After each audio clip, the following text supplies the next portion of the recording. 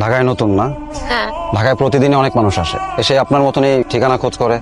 কেউ কেউ পায়, আবার কেউ হারিয়েও যায়। আপনার যে ঠিকানা লেখা আছে তার পাশেই আমার বাসা। চলেন আপনাকে আমি এগিয়ে দিয়ে আসি। সাবধানে থাকবেন।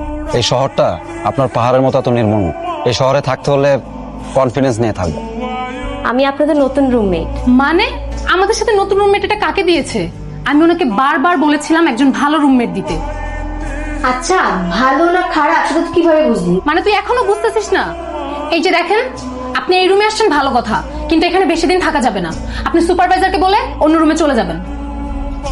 তো নতুন রুমমেট? হ্যাঁ। কোন দেশে এটা? চাইনিজ না জাপানিজ? আর এতক্ষণ কোন দেশের ভাষায় কথা বলতেছে? হাই মেয়ে, বড়াপু কি বলছে শুনছো না? জি শুনছি। আরে এই তো দেখি বাংলায়ও কথা বলতে পারে। আমি তো ভাবছিলাম চাইনিজ বা জাপানিজ কোনো ভাষায় কথা বলবে। কি, কার সাথে কথা বলতেছিলাম? মায়ের সাথে। ও, তো কি মায়ের কাছে কমপ্লেইন? কমপ্লেইন না, ঠিক মতো পৌঁছাইছি সেটা জানালাম। তুমি যে তখন চাইনিজ ভাষায় কি বলতেছিলে এটা তো আর আমরা জানি না। শোনো, তোমাকে একটা কথা বলি, এখানে থাকতে হলে খাঁটি বাংলা ভাষায় কথা বলতে হবে। কোনো চাইনিজ বা জাপানিজ ভাষায় কথা বলা চলবে না, বুঝছো? জি বুঝছি।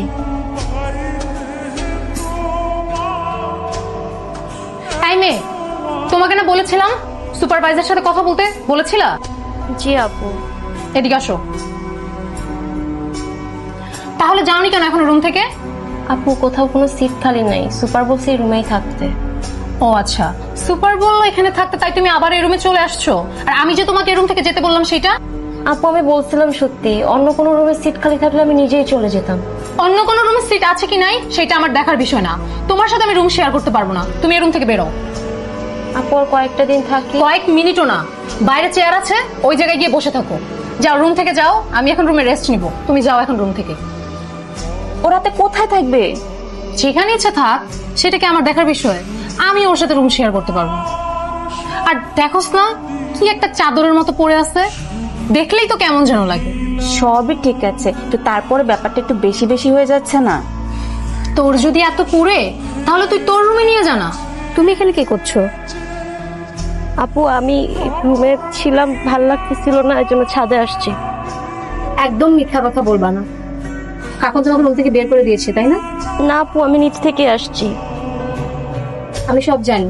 তুমি কি ভাবছো আমি কিছু লক্ষ্য করিনি? আমি সবই লক্ষ্য করি না, আমি কিছু বলি না।